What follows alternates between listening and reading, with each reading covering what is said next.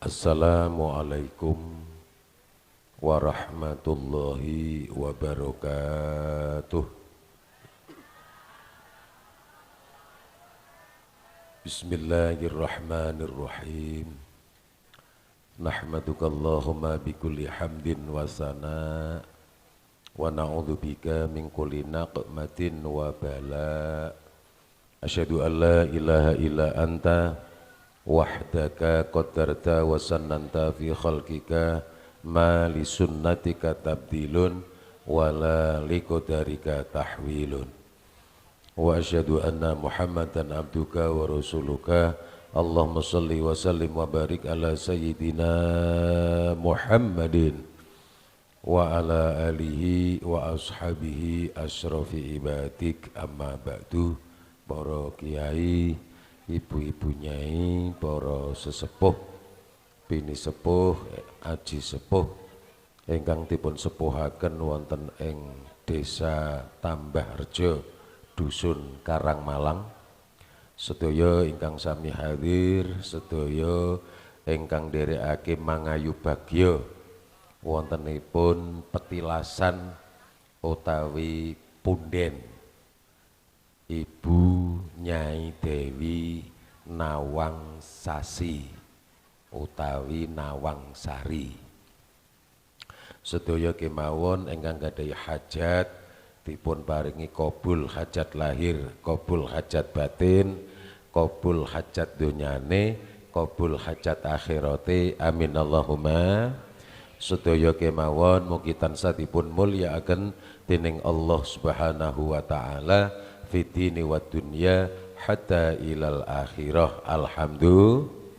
Katite ing siang punika kula lan panjenengan makempal kanthi niat mahormat wontenipun sedekah.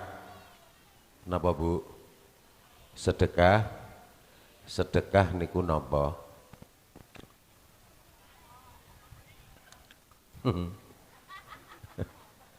Sedekah niku amal. Saman niki padha beto amal mboten? Nggih, tesih dibuntel nggih. Nggih, benjing carane sedekah bumi niku beto sekul. Lawohe aja dicampurke. Lawohe dipiyambak-piyambakke. Mangke sekule teng mriki terus wonten panggenan disok ditumplek dadi setunggal. Nah mangke nak pun rampung badhe wangsul nembe namine pasodako. Sebab sego sing sampean beto mengko dibeto dulure, dibeto karo tanggane, dadi silih namine pahormatan. Lah nek ngeten iki mangke didongakno dikepung dhewe digawa muleh ndak sedakoane karo sapa. Nggih. Cetha nggih. Nah niki alhamdulillah jalukane kula taun wingi teng mriki saged nyembelih kendit. Nyembelih wedhus kendit. Lah ngoten niku insyaallah mangke taun ngarep ora mung siji. Kendite siji engko ora ana sing do melu ngirim wedhus teng mriki. Mun tititosi mawon. Sebab niki kanugrahan kemuliaan panggenan petilasane para sesep mau diunekke aja salah niat, aja salah njaluke tetep ning Gusti. Wong karo Gusti Allah ki ya adoh kula kalo sampeyan wasilah karo sing cedhak. Umpama anak iki ape njaluk duit bapake ora wani, mesti njaluke karo sim. Lah engko simboke nembe njaluk bapak. Lah urut-urutane ngoten. Dadi wong Jawa kudu ngerti Jawane. Lah Jawa niku artine ketok tek malah ngincer tok ngene. Jawa niku artine pinter. Berarti nek ana wong Jawa ora pinter, berarti wong Jawa sing ora njawani berarti bodoh. Lah Islam niku artine Ilir-ilir. Islam artinya ilir. Islam niku artine islah.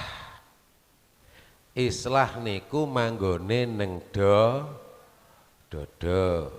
Islah niku sangka tembung embah ra nyambung. Islah niki rukun. Rukun berarti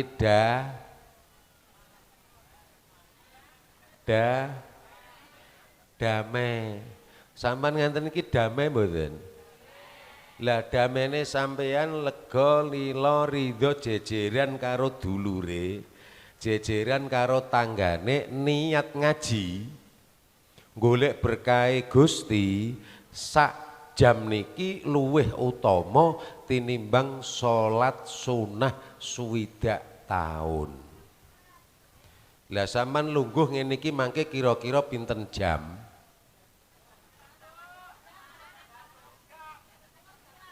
Nak sak jam berarti swidak taun, nak rong jam 120. Nak telung jam berarti 180. Umure sampeyan pira? Umpama digawe dawa umure sampean 80, umure 100, berarti jehana sisane iki berkahi keluar. Kok keluargane wis cukup berarti berkahi kiwa tengen ngarep burine.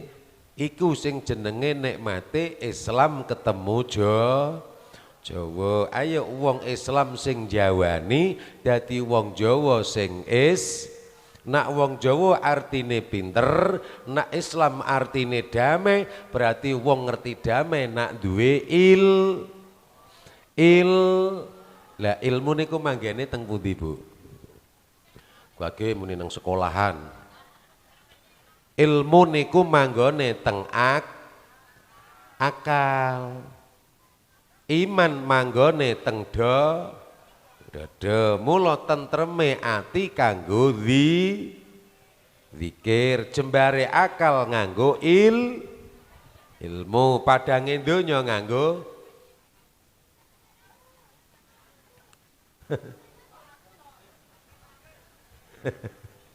padange donya nganggo napa? Napa niki? Driji. Padange donya niki ngeten. Tentreme ati kan ngibadah. Jembare akal nganggo sebab ngibadah kudu nganggo Lah wong golek ngelmu iku ning dinggon saranane mesti nganggo. Wong nyekolahke anak ya syarate nganggo. Mondokno anak ya nganggo. Gawe omah blonjone ya nganggo. Tuku mobil ya nganggo. Bangun ngeten iki nggih nganggo. Bahkan ngundang kiai ya nganggo Ngundang kiai ya nganggo Ngundang kiai ya nganggo dukungan lah. Kok duit wae kok kenceng. Ngundang kiai ya nganggo kenceng duit neh. Dukungan, ngundang kiai ya nganggo duit. Mulake ning dinggon angger kepengin didukung mesti dundum. Nak sing ora duwe duit ya moh berarti padange donya duit.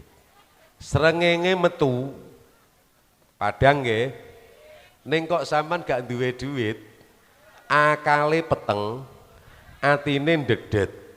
Dadi wong ning donya gak duwe duit, akal atine peteng, akhire jemumuk mrana mrene golek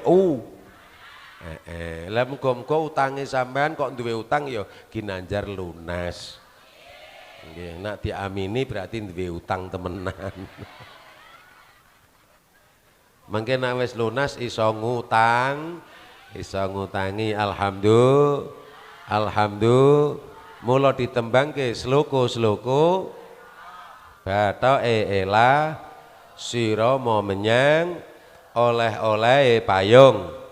tak jentit lolo wong mati ora yen obah medeni mumpung ijeh urip goleka kurang banter mumpung ijeh urip goleka alah ora mantep cek guyang-guyu kok mumpung ijeh urip goleka duit Allahumma sholli wa salim ala sayyidina Muhammadin adadama fi ilmillahi sholatan daimatan bidamim mulkillahi sholatan daimatan bidawami mulkillahi sallu ala nabi Muhammad.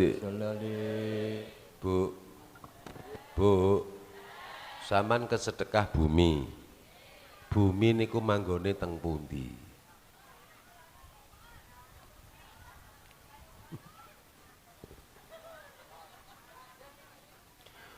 Wong sedekah bumi ya kudu ngerti karepe, ya kudu ngerti panggonane.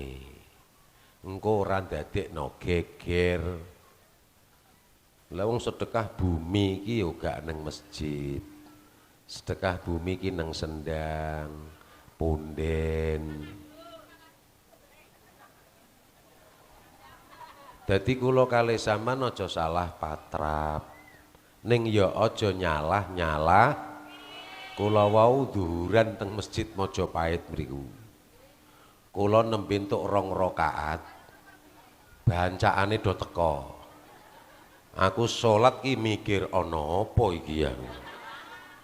Yo salat ya iso mikir ana sebab mripate wero. Timbang kula salat penasaran tak cepetno. Wes langsung assalamualaikum terus metu acara napa Bu? Sedekah bumi. Oh nggih matur suwun alhamdulillah melu bunga sebab Jawa kados teng mriki ngoten niku mboten kados riyin mriki nggih resula kathah wit-witan gedhi-gedhi kathah niku zaman peristiwane Ki Ageng Tarub. Jadi Ki Ageng Tarub niku nggadah putra 3. Sing barep namine Dewi Nawang.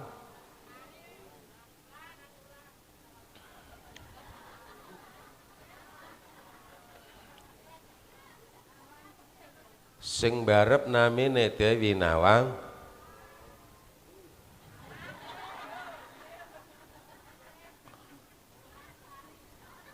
Nawangse.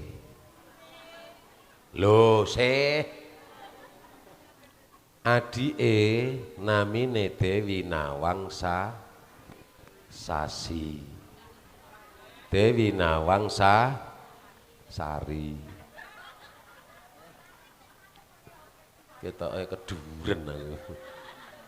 Aku mengkrek-mengkrek.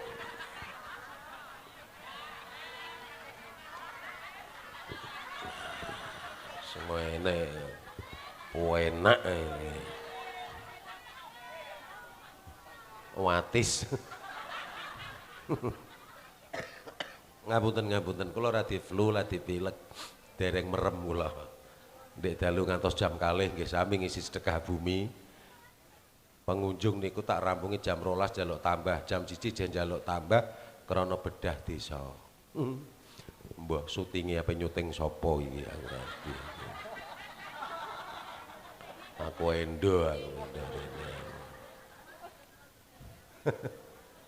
lho sing rumangsa kan perasaan ning ndi iki kok malah ora ana wonge teko temenan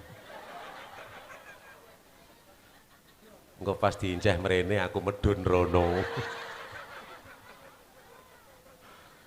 damel bahagia mawon nggih Bu sing penting Karang Malang aman tambah rejo aman masyarakatnya rezekine gampang rukun men selamet sangka balak, selamet sangka fitnah, selamet saking panca boyo sedaya ingkang sami hadir kanugrahan oleh padha luru ilmu pinaringana lantur anggone padha golek sandang lan wong nyatane sandang karo pangan panggon niku ya butuh ning sandang karo pangan ku dhisik pundi Bu?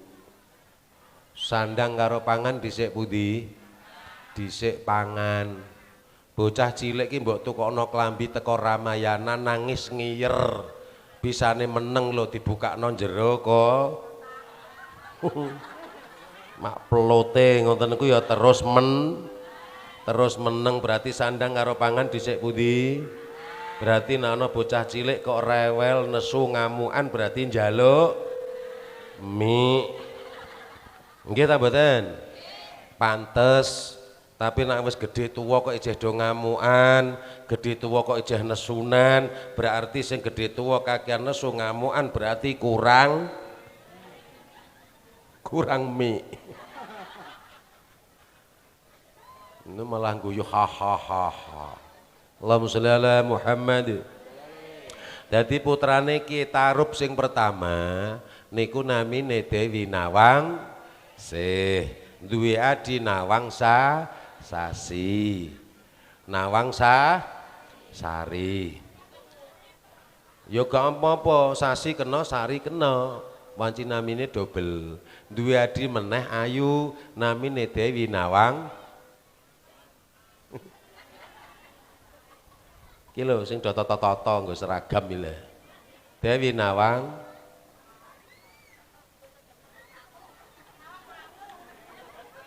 Mangu. Dewi Nawang Arum masih ae. Dewi Nawang iki lho sing jenenge wong Jawa do kelangan obor. Kok malah opor ya ape masakan piye? Kelangan mbah-mbahe ora kenal padahal sampean niki kabupatene Nggro, kecamatane Wira, desane tambah dukuhe Karang. Dene jero omah isine ora padha karo tanggane ora apa-apa, sing penting rukun. Angger rukun niku lho tanduran apa wae subur mak. Mula wong Jawa jiwa.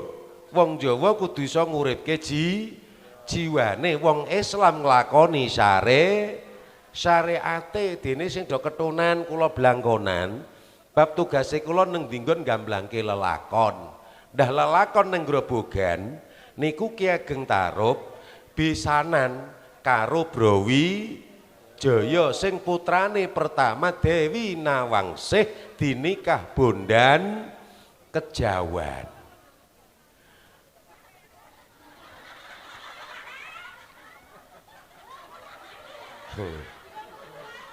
Ya lagi iki ana kiai ditekani bantal karo telasar ngene. Iki iso malah diweki sak bareng ngene iki mau iki kon kepriye iki mau. Iki rumangsamu ki aku ki head apa piye? Ora bocor aku, Kang. Ora apa-apa ana karpete kok malah diteri softtek. Softtek gedene semene. Alah wong sampean iso guyu pokoke wes sembuh sing penting bahagia. Wong ngaji ngenten niku gak iso dikarang. Nggih Bu nggih. Sak metune sing penting nggawa ari aja waton ngomong sing penting ngomong nganggo waton. Dadine ora nambahi gek. Lah Bondan Kejawen niku terkenal lembu peteng. Putrane Mbah Browi. Kersane sampean mangke ngerti tukule sedekah bumi ki apa ngeten lho nggih. Dadi sok taun ngarep mburi jeh diweki dawa umur berkah, sampean rezekine tambah kathah. Wah, ana sing melu titip wedhus, ayo wedhus loro dituku. Ayo iki engko kok kono, wis ora usah nggo masak nang omah, teko ngomah nggawa sego tok, engko lawuhe dicawisi teko kono. Dadi neng kene nyawisi lawuh, sing kok ngomah nggawa sego, segone disok dhewe-dhewe, kumpul dadi siji diurap, dadekke siji, mulih mangkat nggawa sego, mulih nggawa lawuh. Lho ngenten lho niku cepet kabul. Ora kok mangkat diwadahi dhewe. dongani dhewe, engko diincipi dhewe, gawa muleh dhewe. Berarti sedekah karo awake. Lah nang omah lah malah muluk lek wareg. Yo ngoten, jarang sing ngedahke ngeten iki. Mula dawuh Allah, walau anna alal qura amanu wattaqau la fatahna alaihim barakatim minas samai wal ard. Allah tak baleni neh. Aku tak cekeli. Walau anna alal qura amanu wattaqau la fatahna alaihim barakatim minas samai wal ard. Allah telat. Walau anna alal qura lan lamun diparil wong-wong ahli negara amanu gelem padha iman wattaqau lan padha gelem takwa la fatahna yakti Allah bakal bukaake alaihim marang wong kang padha iman lan takwa mau barakatin saka pira-pira barokah minas samai saka langit wal ardilan bumi salatullah salamullah ala toha rasulillah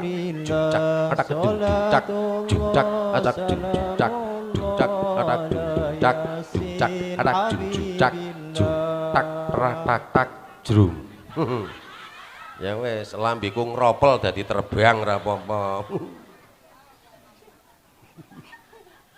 Allahumma sholli ala Muhammad. Dadi nek kula sampean golongane wong iman wong sing takwa. Wong iman niku wong sing iya.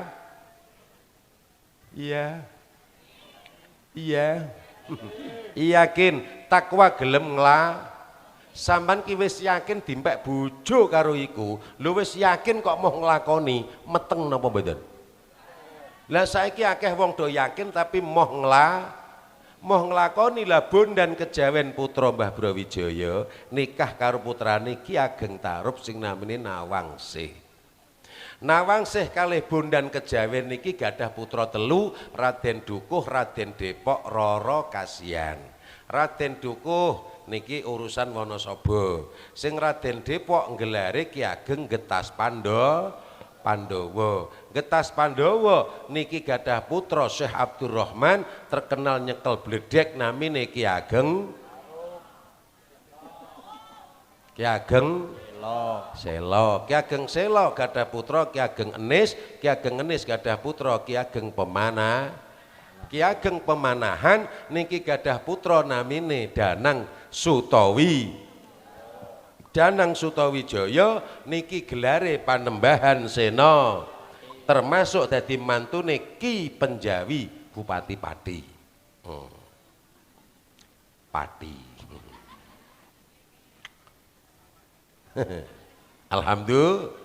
Lah sing adike Nawangsih namine Nawangsari utawi Nawangsasi niki termasuk melampah nggawa amanah. Mula teng mriki riyen ana sumber.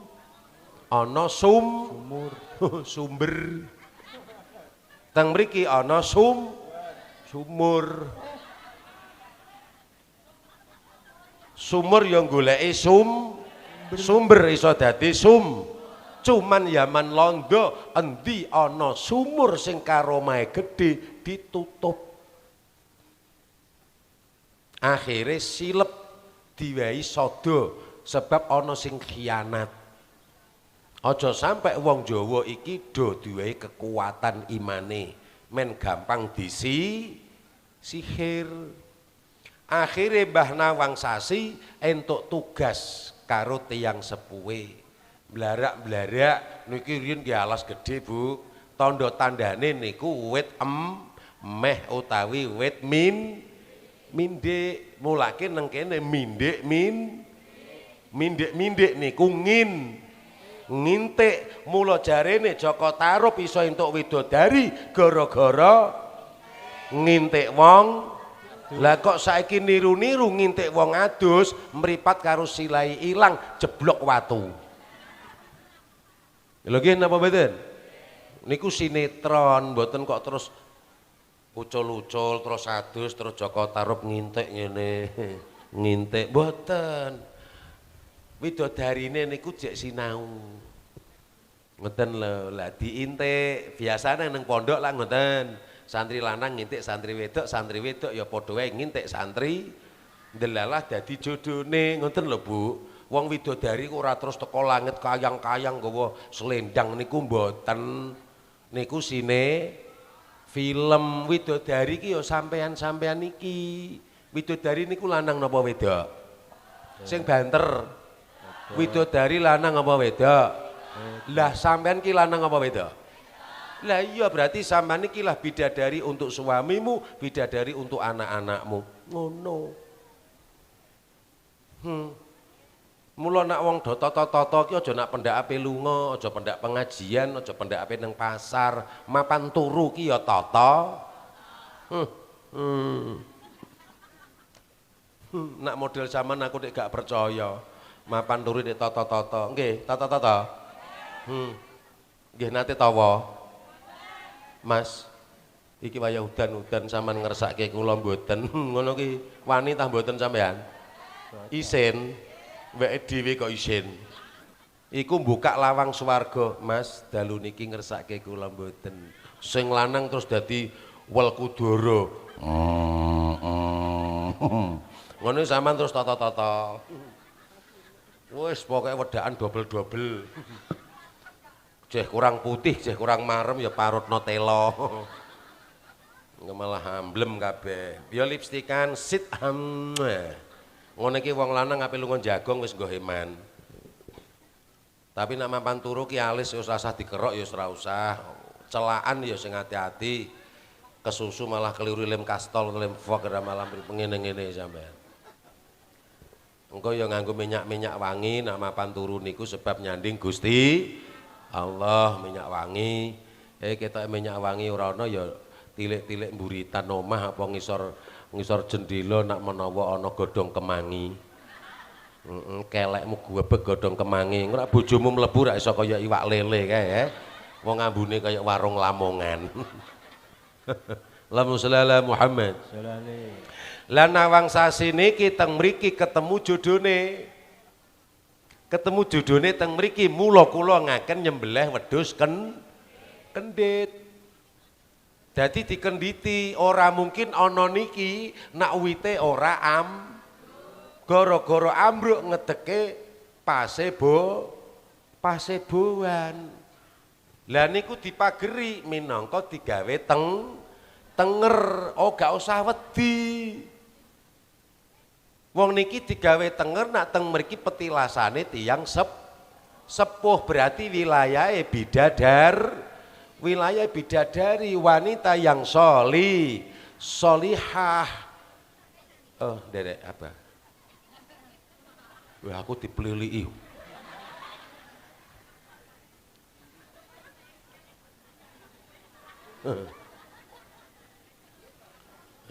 Allahumma sholli ala Muhammad. Dadi kula kalih sampeyan teng mriki niki nyaosake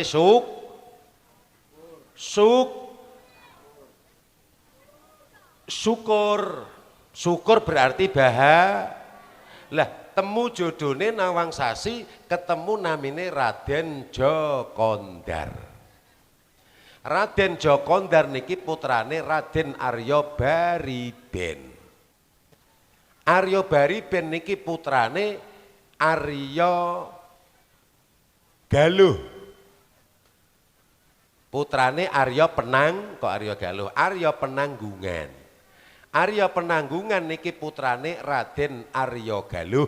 Arya Galuh putrane Raden Arya Randu Kuning. Raden Arya Randu Kuning putrane Raden Arya Metaun. Raden Arya Metaun putrane Raden Arya Banjaran. Arya Banjaran niki adike Mundiwangi. Mundiwangi niki embahe Raden Abdul Fattah panetep panata agama ana Kasultanan Demak tukule syariat awal kerajaan Islam pertama kali niku saka Demak bin. Iku yo tedak turun saking grobogan berarti grobogan niku luar biasa hebat lho ngoten lho Bu. Nak sampean iki menjadi bidadari untuk suamimu dan anak-anakmu, mulake ana hadis al jannatu tahta aqdamil ummahat, surga iku di bawah telapak kaki ibu. Lah sing namine Dewi Nawangsasi karo Raden Djokondar kanugahan putra wedok kalih. Sing barep namine Dewi Hisah, sing adike nami Dewi Hira. Sing Dewi Hisah dinikah Sayyid Abdul Qadir putrane Mbah Maulana Ishaq. Sing Dewi Hisah ngapunten niki dinikah Sunan Bonang niki putrane Sunan Ampel maratuwane Sunan Ampel niki duwe bojo namine Raden Dewi Condrawati. Condrawati duwe adi lanang Raden Sahur dimpek mantu Ki Ageng Tarub entuk adike Dewi Nawangsasi sing jenenge Dewi Nawang Arum. Lah Nawang Arum karo Raden Sahur temunggung Wilotikta niki gadah putra wedok namine Dewi Sari, duwe anak lanang jenenge Raden Seco, terkenal Raden Sahid, ya Syekh Abdurrahman, ya kenale Sunan Kali. Berarti Ibu Nawangsasi niki budene Sunan Kali. Mula tradisi sedekah bumi niku sing gedhekke Sunan Kali. Sunan niku susuhunan utawa tukang nyusun, kali niku aliran utawa ilmu, jaga niku direk. Lah sampean niki neruske lampahe mbah-mbahe sampeyan. Cetha dereng? Berarti sampean iki teng mriki ora usah njaluk aneh. Sing penting kumpul, ndonga bareng, nyenyuwun kalih Allah bareng, muga-muga mangke Allah maringi ridho. Dungane napa mangke sampean tak tuntun bareng-bareng. Nggih. Purun napa mboten? Purun napa mboten? Kula saniki tanglet ketinggal wis meh asar niki. Nggih, jame kula niki pun jam 2:30. Jamati kok ngenyek wae iki lho. Ngene iki tuku luru teko Singapura kok mati.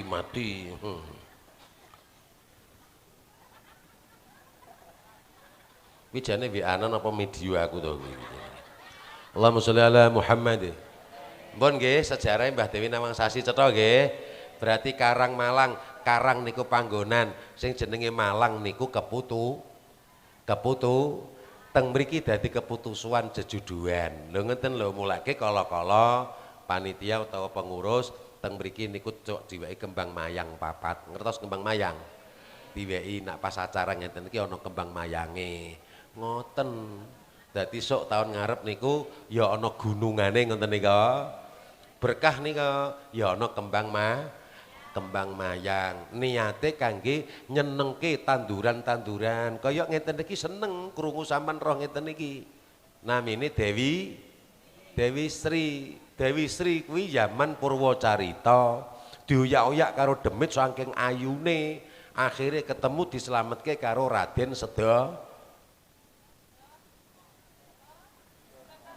Lho iki wis ngancik sedekah bumi. Raden Raden Sedana iku akhire ngumpet njilma mlebu jero lemah tukul banyu sing Mbok Sri nyilem kesiran banyu terus tukul dadi pari terus ditembake Tri Legen Tri Negosari awul-awul dandang mentul tolen dandang menten tenono besok gede dadi apa ponak podeng mbako enak mbako sedeng dengkok engkok kaya sing mbok apalno kodhok eta ning kodhok niku maksude kodhoke Gusti. Nak wis ana kodhok neng kene ape diilangi kaya apa tetep ora iso, tetep tukul sinar sinare teng mriki ana sinare cok kala-kala medal ngoten lho. Aja mbok goleki jasate. Ora ana. Wali-waline Allah niku jasate sirna. Sing ana umpama mbah-mbahe sampean seda jasate rusak. Balung niku ana sing ora rusak, jenenge tulang sulbi sungsum iki rumangsamu ape mbok terucup apa piye. Tulang mula dikulinakno seneng wiridan sing suwe tulang sulbi niki lho kenceng bokong kiwa tengen. Nek kejedok lara niku kejaba sing bokong gedhe. Lah niki mboten rusak, niki teng kuburan sampean diwasilahi anak putu, sampean wasilah karo mbahe sampean. Tulang sulbi niki dadi seksi pancarane nampa.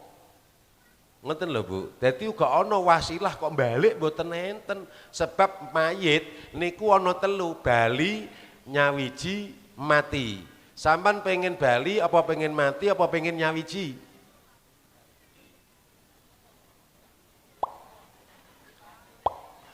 Pengen bali apa pengen mati apa nyawiji? Nyawiji, nak nyawiji gelem baline jasad jero lemah. Mati niku matine hawa mula nak wis mati ora butuh apa? Sing butuh nak nyawi. Wong nyawiji butuh sarana, wong ape bebesanan nyawijeke anak we nganggo modal ya kapital. Lah sampean ape nyawiji nang Allah kudu gelem tak kira ape muni ngising. Gelem ngibadah, wong ibadah eling jasate. Eling getiye, ya eling ya eling daginge. Ayo ngaji, mohon mulai ngaji. Nggih, aja nolah-noleh. Aku ki tamu ditekakno kok malah ditinggal nolah rono. Tamune ngomong ku lho wah karepe dhewe. Iki sing tak jak ngomong ki seneng ta ora, gelem ta ora kok malah noleh rono ki ana mangsane neh. Gememeng nang sandingan iki lho kupingku gembrebek tok ku latihan ngaji ndak ilang kabeh. Ngomong karepe dhewe. Ngomong aku. Allahumma sholli ala Muhammad. Bu. Ibu.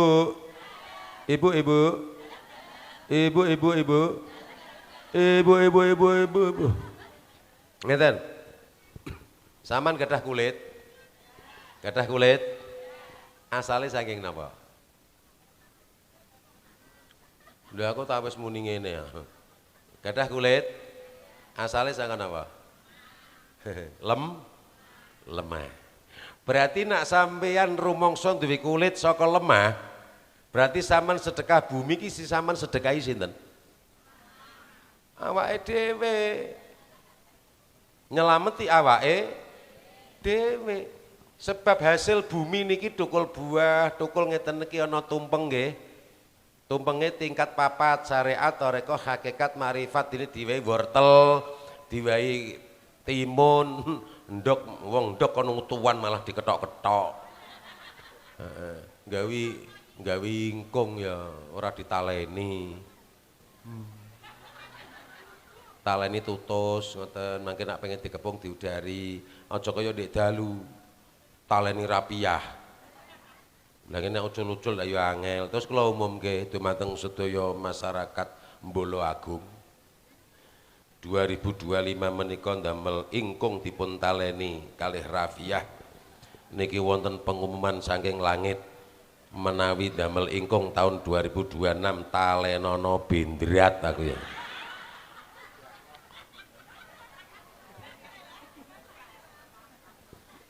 Bu, duwe kulit nggih. Asale kulit saka berarti sampean sedekah bumi berarti nyelameti kulite dhewe. Nak bumine selamat tanduri pari tukul pari seneng mboten? Tanduri jagung tukul jadung seneng mboten? Kulite melu bening sebab bar pari diunduh entuk duit iso glowing. Allahumma sholli ala Muhammad. Sampean nggih butuh banyu. Butuh banyu. Sebab wong mangan nek ora ana banyu ndadekno seret. Lah banyu sing sampean inum niku lho dadi napa? Ngapunten. Teng pundi Pak De? Oh nggih monggo. The fish of the cur. Ora kuat ngempet pipis wis kesusu mancur. Bu, weteng ngeleh sifate ngeleh, butuh mangan. Lah tenggorokan iki sifate nak ngorong butuh ngum. Bismillahirrahmanirrahim. Mbah. Sing diwehi kula lho, Mbah. Mangke ngerti sedekah bumi. Banyu ngertos mboten? Banyu dadi napa? Getih, mula getih men ora dadi setan, ana keterangan setan nggodha menungso mlebu metune saka sebab ngombene ora maca milah mula nak ngombe banyu putih maca milah mula diarani gelas wong kudu iso ngegem saka sak las. Las niku siji, tapi nak akeh jenenge sego. Nggih napa mboten?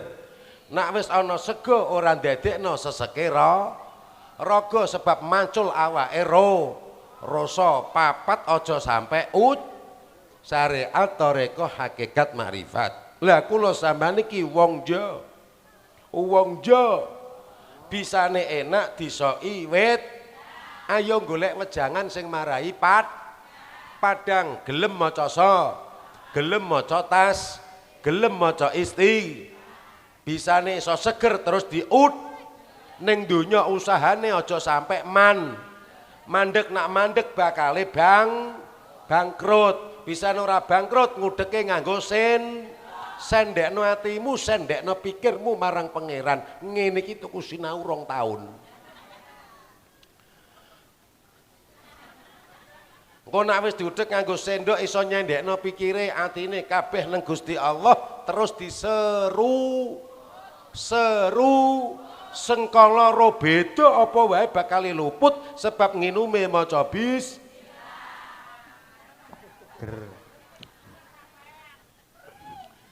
ngeten niki sing seger tenggorokane kula napa sampean? Urusan akhirat ya aja pasrah wong liya.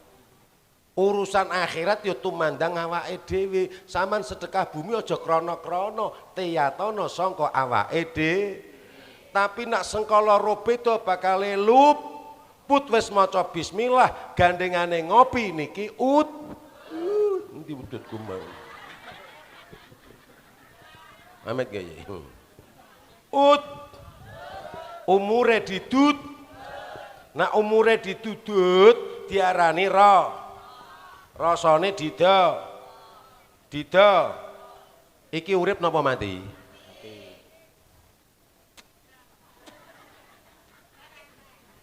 Ora ana rasane sebab wangi.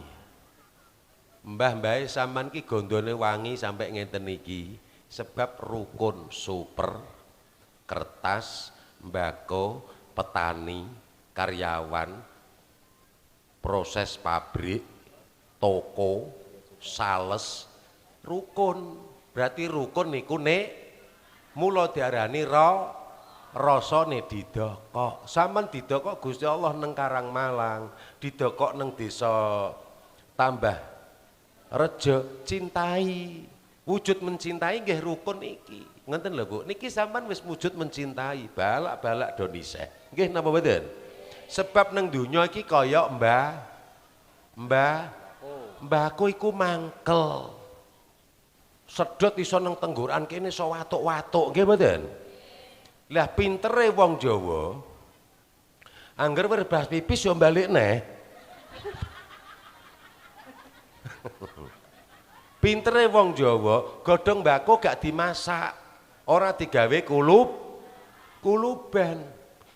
Tapi godhong mbahku iso diproses dadi jenenge bab apa wae kudu eling kodrate, nak wis dikodratke teng mriki setiap tahun ana sedekah bumi. Seneng napa mboten? Seneng napa mboten? Bahagia napa mboten? Niki tahun wingi mboten enten napa-napa, saniki pun enten iki. Tahun ngarep sampean wis duwe PR. Ana kembang mayang. Wedhus kendhit siji, nek iso tambahi loro. Dadi telu, sing loro ki ora usah kendhit. Gawe nambahi sebab gawe mangan wong berah. Besok nak do urun karepe dhewe. Ayo urun, ge tuku wedhus. Mosok wedhus loro diangkat wong sak kampung ra kuat. Sok aku melu ditarik tahun ngarep. Nggih. Aja saiki, nak saiki sampean sing tak tarik. Tak tarik donga, Bu, tak tarik donga dinunga. Amin Allahumma. Mangke nak wis urip donya iki mang mbako mau mang lah bisane ora mangkel kudune diwuwuri ceng urip yang ger siji kenceng siji mekekeh iso guyu mboten mikire aja sing saru sing kenceng ki rokoke sing mekekeh jajal kok lambiku mah mekekeh wong niku kudune sing lomo, wong lomo kenceng ati dilemeki pir pasno uripmu men ora kapiran. Getun niku tiba mburi. Sing ora seneng karo mriki titeni omongane kula. Kumpul kabeh bakale. Gedhe mriki benjing gedhe, syukur-syukur benjing niki lho nekakno kula sak gonge. Tak bonusi mangke. Saestu son bayar. Yo nggih ha, butuh solar. Gong bayar. Terbang bayar. Panggung golek dhewe. Bismillah kiyaine gratis. Oh no.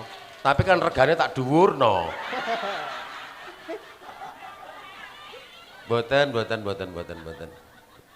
Tahun ngajeng kok nawa itu bismillah sampean gawe acara tapi dalu nggih. Nak Rino mboten saged prioritas khusus kaki Karang Malang. Umpame Rino sampean kan do sedekan bumi. Terus bengine, ngoten. Mangke dalu. Cocok mboten? Tak weki son gamelan terbang tikus pidi. Cawisi duit 8 juta. Loh, ngeten jujur nggih. 8 juta niku sone kalih gamelane tok. Kula kalih terbangi gratis. Wah aku kadung cinta karo leluhur kok. Wong niki leluhur bidadari dititeni. Tapi biasanya setiap tahun ki mundak. Lagi diomongi ngene ngono wis bingung. Wis anggar cawi sithik 8 juta, sone sak gamelane tak tekoki sak tikus pidine. Wis cukup niku. Banggung golek dhewe. Lah biasane nek kula teng Wirasari ngapunten nggih Bu nggih, kula teng Wirasari niku jatah 16 Bu. Son panggung sak gamelan sak kiyaine, sak wirake 16 juta kondang kok. Ngono ana sing ngenyang kaya wong adol kotang. Allahumma sholli ala Muhammad. Moga-moga tahun ngarep sampean mulai niki diparingi sehat walafiat, rezekine tambah barokah, acara tambah ngrembaka, Rino tetep nyembelih wedhus gendhit selamatan, dalune nganake acara keberkahan. Ngoten. Tepuk tangan untuk masyarakat Karang Malang. Ngeten niki dadi donga, sampean nggih ndongake umur kula tekan tahun ngarep, kula nggih ndongake sampean sak anak putu dugi tahun ngarep. Mangke nak wis dilemeki papir pasno men ora kapiran terus dilin. Eling barang sing penting. Pentinge ning donya iki ana anak sebab ana bapak karo sim. Mula selamatane bubur abang putih. Tak buktekne tenan apa ora iki.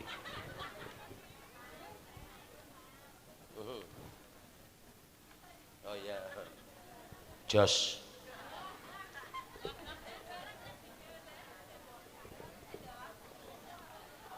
Bubur abang niki getahe mbokku. Bubur putih niki gete Pak aku. Tabrakan setengah papat nglimpe kang aku dadi aku. Ayo cetha apa ora ngene iki? Iki cetha-cethanan nggih Mbah nggih. Berarti nek aja ora cetha karo pepundhene sampean dhewe, kulino tokak takok ora bakal yakin. Ditirakati dhewe mula kula nyuwun iki supados gawe musyawarah, digawe seneng-seneng, ora-ora sing ditanduri ya dadi lah bisane berkah terus disum.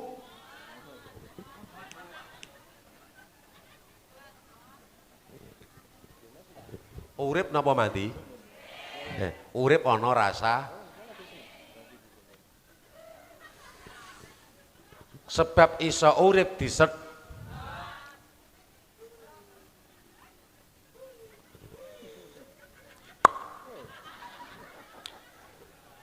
Kula tak takok, iki iso urip sebab diset. Sampeyan sedina sewengi nyedot nafase sampeyan ping pinten? Lho, kita udut ngaji makrifat lho, Bu. Iki ngelingke nafase dhewe wong ki disedot. Kok ora ditokno? Mengek. Sampeyan nafas mbok tarik, set ora didono, pengumuman. Innalil wa inna ilaihi. Lho nggih napa mboten? Lah nek ditokno tok latihan udut. Mula ngrokok rasane didokok, sampean ki didokok Gusti Allah ning Jawa, syukur dadi wong, dipaske ning dusun karang, dipaske ning desa tambah. Lah bisane tambah reja kudu eling ana tum. Iso ngetum pikire, ngetum atine, numpengke wujud awit bongkot sampai put minangka iman. Mula disum wong sing akeh syukure uripe bakal selamat, sebab wong syukur berarti nek ora tau reti syukur berarti uripe susah niku dosa, bahagia niku wajib. Sampeyan ngeten ki bahagia apa susah? Seneng bumine, seneng bencanane adoh. Nggih napa mboten? Nak serut diserot, selot entek. Nak dijarno ya malah mula urip diwe urip tanggung. Aja meneng wae kudu gelem obah ya gelem polah. Sing obah wong wedok, sing polah wong. Lah sing lanang polah kok sing wedok mau obah, apa ya ngeloni debok. Sing wedok obah, sing lanang mau polah, tenger-tenger. Sebab wong wedok butuh masak, nak masak butuh blonjo ya nganggo Lah nak sing lanang ora aweh duit ilape blonjo apa? Rungokno. Lanang-lanang. Mangke selot entek jari diarani teges. Di saat mengambil keputusan sing tegas niku musyawarah, bener niku aja benere dhewe wong rokok ora iso dhewe. Nyatane ya ngajak toko, wong niki ya keng toko teko sales teko pabrik niki ya butuh karyawan teko petani teko bibit. Wong udut dhewean jebule wis ngajak wong pirang inu. Bebas aku nang ngaji ngene, ora oleh udut medun aku. Aku karo nata ati kula men ora rumangsa ngandani sampean. Wong sampean wis cetha swarga kabeh. Mbok amini tak kon mangkat saiki dek emoh. Aja njaluk neh wae. Ya muga-muga berkah uripe nggih Bu nggih. Jembar rezekine, berkah keluargane. Amin Allahumma. Amin Allahumma. Di saat wis dadi tegesan, nak wis entek dibuak nenggone as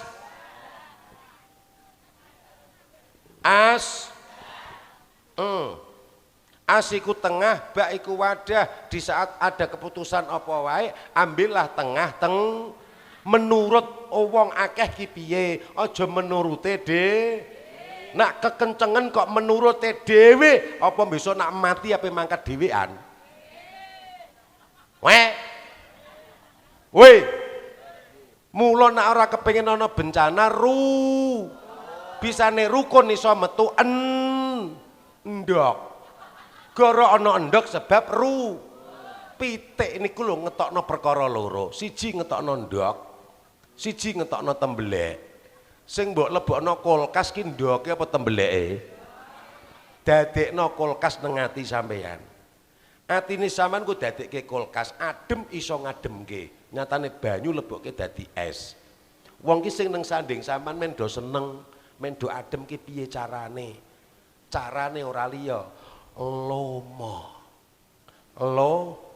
Sebab wong bodho lomo luwih utama tinimbang ahli ibadah tapi medhit.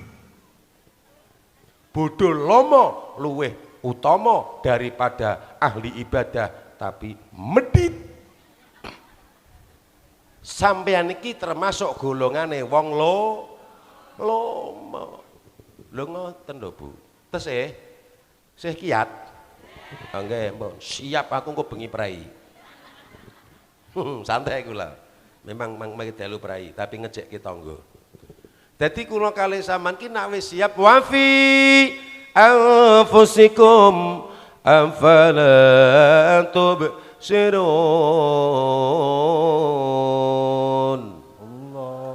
Lan ing dalem awakmu kene ora tau padha sira pikir, sebab nang awak iki ya ana sing namine ana nafsu alwamah, ana nafsu safiyah, ana nafsu amara, ana nafsu mutmainnah. Iki tak terangno sok taun ngarep, taun buri. Lah niki kula mung jika intine kemawon anane ndok zaukun bisa ndok iso netes kudu dieng. Lah wong wedok kudu wani angkrem bengi melek pikiran selawatan maca selawat sak isone ndongake bojone ndongake anake sebab makhluk sing paling cedhak Gusti Allah ki wong wedok dudu wong lanang. Sebab wong wedok amanahe Gusti dititipno wong lanang. Mula wong lanang bahagia ki anggere sing wedok ki guyang guyu. Mas, duwe dhuwit ya guyu, ora duwe dhuwit ya malah ya wis mrengut ngono. Sing lanang ngono ki wis wetenge asenep, wetenge apa ana kabeh. Coba nek sing wedok bahagia. Ning wedok bahagia, sing lanang kudu bahagia. Ya, mula wong tuwa kudu diwelas karo anak sing supaya anak iso ngerti mulyake wong. Termasuk kula sampeyan iki dadi anak sing mulyake wong tuwa. Bu. Banyu wau dadi getih. Sampeyan nggih gadah balung. Nggih, ana balung asale saking napa?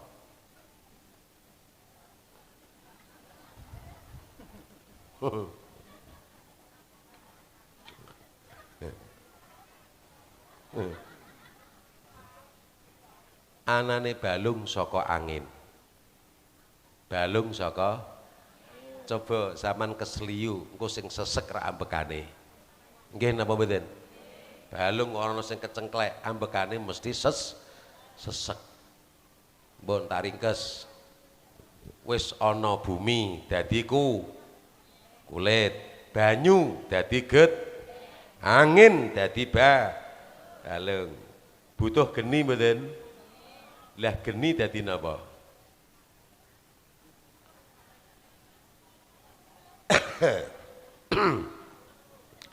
RT 02.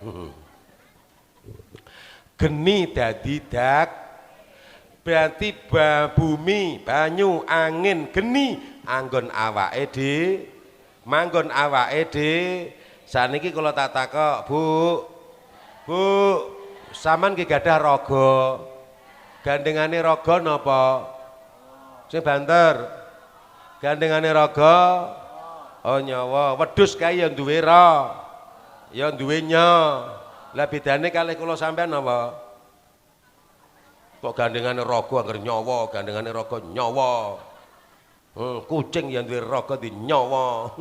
Beda kalih kula sampean gandengane raga niki busa. Gandengane raga kathok sarung, daster, Kok kira-kira sampean duwe raga, duwe nyawa, nekani pengajian karo uda, panitiane ya uda, terus kiyane teko ya bayangno dhewe sida ngaji apa delok-delokan. Lho ngono no, gandengane raga busana, busana iki gampang amoh nak amoh butuh bisane sontok ganti sebab duwe. Berarti selama jan duwe raga kudu sregep nyambut iki lho maksude sedekah bumi. Gadah ati mboten? Gandengane ati napa? Rempelo. Ki rumangsamu aku ki bakul lamongan napa piye? Gandengane ati niki krasa nak kula sampean ki krasa dadi menung. Berarti tanggung jawabe kula sampean duwe ati ayo rerukun. Urip ora iso dulur ana sing susah melu bela sung. Dulur ana sing ngantekno nyunatno melu melu nyeneng sebab coba gak rukun. Gatek mantu yo karepe. Aku ora kandhiyane. Lah, bareng dhek pas duwe hajat ya butuh wong berah. Wong ora tau mangkat buah, ora tau nyanding karo tangga, kok duwe gawe pengen duwe tamu. Kira-kira wujud napa mboten? Tangga ora. Apa? Wong ora nyepada rumangsa kaya izak-izak. Apa meneh wong wedok niku nyuwun sewu. Wong wedok niku sing lanang ngomong sak kecap, sing wedok iso dadi kecap ojo. Masamu lho ton ngaji neng kono lho ton. Kiyaine tah sandalan japit. Mbah sandale sapa sing ditumpangi ke mau? Wong kiyaine ya selonjoran. Lah wong kiyaine selonjoran ya enut sing nang ngarepan no. Wong sing nang ngarepan ya selonjoran karo mijeti sikile dhewe. Ah wong ngaji kok kepenake kaya ngono. Ya ora apa-apa ya, Mak. Ora apa-apa mak, rasa izin, rasa emoh, wong yang duwe dengkul kok. NU lak ngene iki. Ngajine iso ceblek-ceblek ngene sapa. Lah aku diwehi contoh aku ya melu. Ha rumangsamu aku ya ora grinjingen piye? Ya grinjingen padha wae. Allahumma sholli ala Muhammad.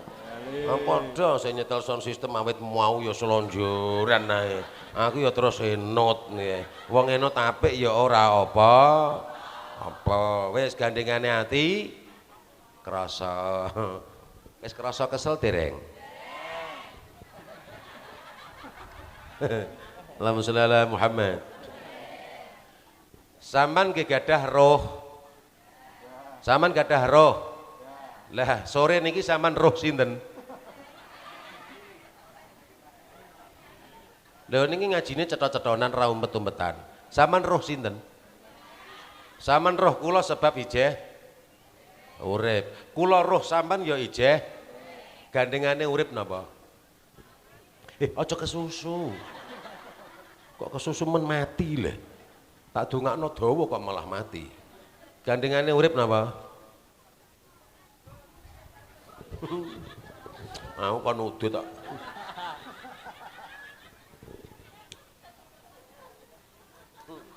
Saestu sampean sabar ngenteni donga khusus niki mangke. Muga-muga berkah. Berkahe mboten dongane, gara rukune niki ya. Gandengane urip niki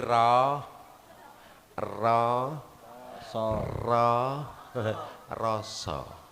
Gandengane urip berarti nek ana wong urip kok rasane mati, ngibadah rasa, nyambut gawe ya rasa.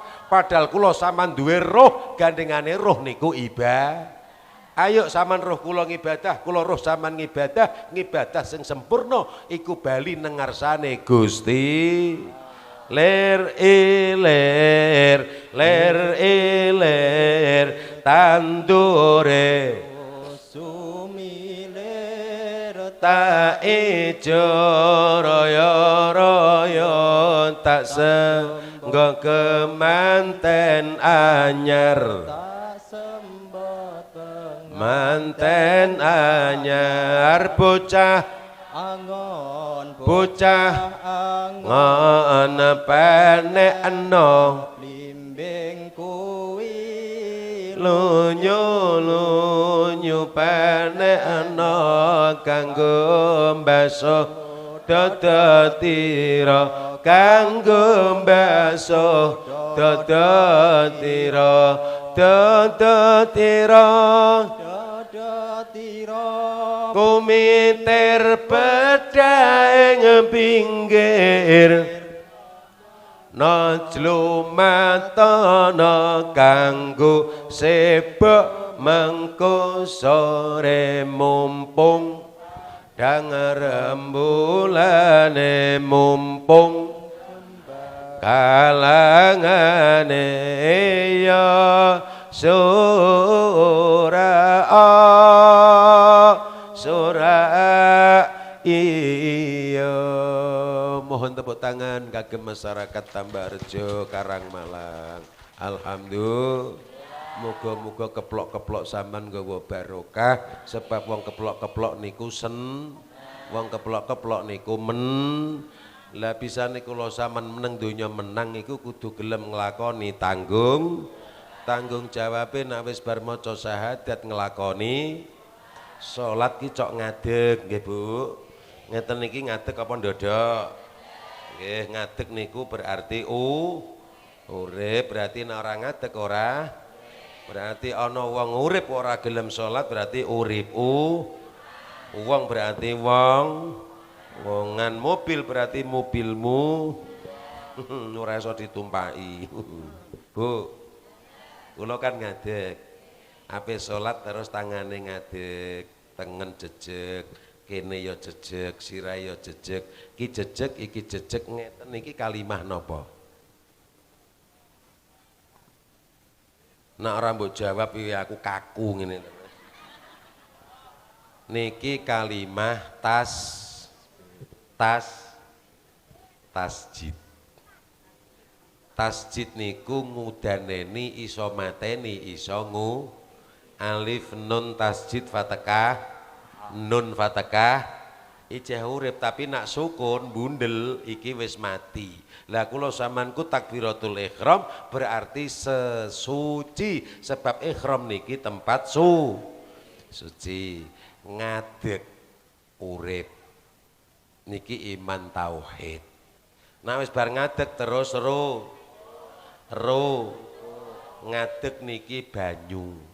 Rukuk niki geni niku hawa nafsu ki dileremno aja kok dibuak. Urip ora bakal berkah nek ora ana hawa lah gandengane hawa. Lho hawa ki lanang apa wedok? Hawa lanang apa wedok? Wedok. Nek Adam lanang lah gandengane hawa. Kok malah Adam? Gandengane hawa niku nafsu berarti wong wedok iki panggonane hawa. Nak wong wedok ora panggonane hawa nafsu, Adam ora didunke teko swarga, ora didunke ning donya sebab ana wong wedok. Mula bumi berkah orane tergantung wong Lah iki sing akeh sing teko lanang apa wedok? Sing teko akeh lanang apa wedok? Ngalamat berkah. Oh no, mula kudu gelem rukuk iku geni, rukun. Rukuk niku iman sadra ngakoni neng nak wis bar rukuk terus gelem sujud niku iman hakikat niki muli hakikate bumi tanduri pari tukul tanduri jagung ya tukul mula selamatane ana ing ayo do jungkung manengkung jungkung sregep nyambut manengkung aja lali ngibadahe sebab sing diperintah ngibadah niki menung. Lah kula sampeyan niki nggih menung. Ayo manunggaling rasa-rasa hanya wijikake nak wis gelem sujud terus tahiyat niku iman makrifat angin. banyu geni angin geni iki wis neng awake dhewe wujude neng gone salat mula ana kalimah awwaluma yuhasabu bil abdi yaumal qiyamati as-shalah awali hisab besok sing ditakonke pertama kali neng dina penentuan sing ditakonke bab lak bar salat terus salam assalamualaikum nengen iki eling rahmane Gusti noleh ngiwa eling rahim welas asih Gusti. Nak wis bar salam terus wirid anane gelem wiridan sebab netepi nak wis netepi perintah terus gelem ndonga niki lah sukma duweni rasa rumangsa nak kula sampean dudu sapa ya ora duwe apa bisane ana tembung sapa ketemu apa sama dengan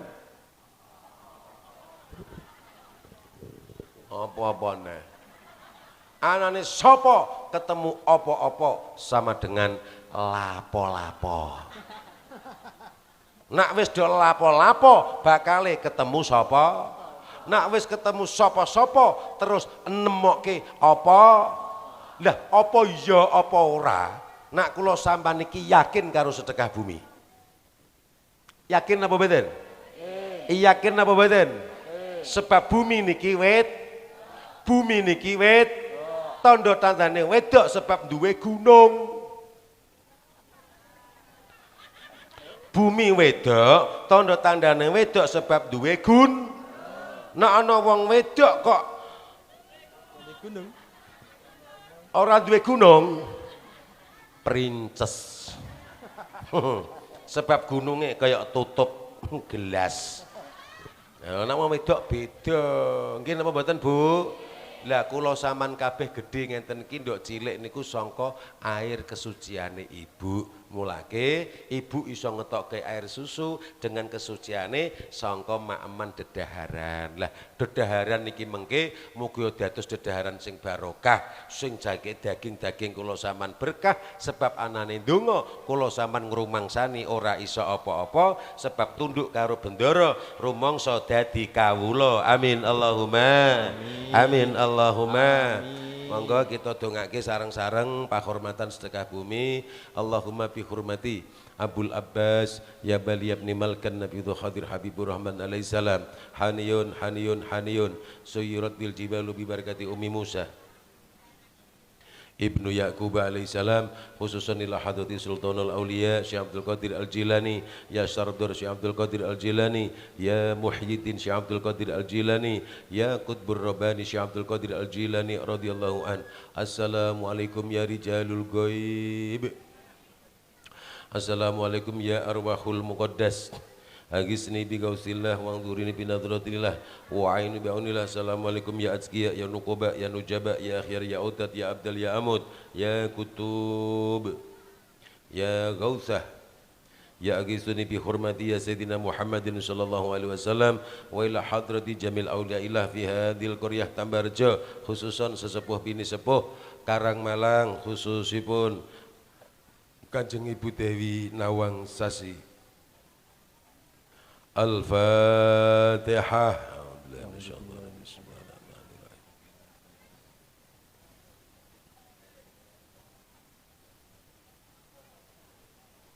Sarang-sarang maca selawat ping 3 nggih. Allahumma sholli ala sayidina Muhammad wa ala ali sayidina Muhammad. Sarang-sarang Allahumma sholli ala sayidina Muhammad wa ala ali sayyidina Muhammad. Allahumma salli ala sayyidina Muhammad wa ala ali sayyidina Muhammad. Allahumma salli ala sayyidina Muhammad wa ala ali sayyidina Muhammad. Niki dungane cara Jawa mawon nggih. Sarang-sarang inget kula bismillahirrahmanirrahim. Allahumma ya Allah Allahu kun fayakun kun dadi fayakun gumelar Allah kang gelar Nur Muhammad kang kinelar jagat wetan jagat kidul jagat kulon jagat lor jagat ngisor, jagat dhuwur, isine inten jumanten bondo donya derajat pangkat swarga kamulyan mugi ketut marang aku barokai marang garwa putra keluarga saanak turun maturunku mulai alam dunya ngantos alam barzah ngantos alam kubur ngantos alam akhirat ngantos sowan ngayunaning Gusti Allah. La ilaha illallah Muhammadur Rasulullah. La ilaha illallah Muhammadur Rasulullah. La ilaha illallah Muhammadur Rasulullah. Allahumma bihaqil hasani wa akhihi wa abihi wa ummihi wa jaddihi wal ghamil ladhi wa ana bi hayya qayyum. Allahumma nawwir qalbi bi nuri ma'rifatika ya Allah. Allahumma nawwir qalbi bi nuri ma'rifatika ya Allah. Allahumma nawwir qalbi bi nuri ma'rifatika ya Allah. Allahumma rabbi Jibril wa Mikail wa Israfil wa Izrail wa hamalatil arsy wa rabbi Muhammadin sallallahu alaihi wasallam wa jami'il malaikatil muqarrabin wa jamil anbiya'i wal mursalin wa jamil awliya wal ulama wa syuhada'i wa salihin. Ajirni minan nar, ajirni minan nar, ajirni minan nar wa adkhilni jannata ma'al abrar ya aziz ya ghaffar ya rabbal alamin. Allahumma ya Allah barik lana fi umurina wa fi rizqina wa fi auladina wa fi baladina Indonesia khassah wal aman wal aman wal aman wassalamah wassalamah wassalamah wal barakah. Bumi Karangmalang, bumi Tambahrejo, bumi Wirosari, bumi Grobogan, bumi Nusantara. Rabbana atina min ladunka rahmah wa hayyi' lana min amrina rasyada. Rabbana atina min ladunka rahmah wa hayyi' lana min amrina rasyada. Rabbana atina min ladunka rahmah wa hayyi' lana min amrina rasyada. Rabbana atina fid dunya hasanah wa fil akhirati hasanah wa qina adzabannar. Allahumma ighfir lana wa li walidina wa li suyukhina wa li ikhwanina wa li jami'il muslimina amin. Bi fadli subhana rabbika rabbil izzati amma yasifun wa salamun alal mursalin walhamdulillahi rabbil alamin. Bisiril Fatihah.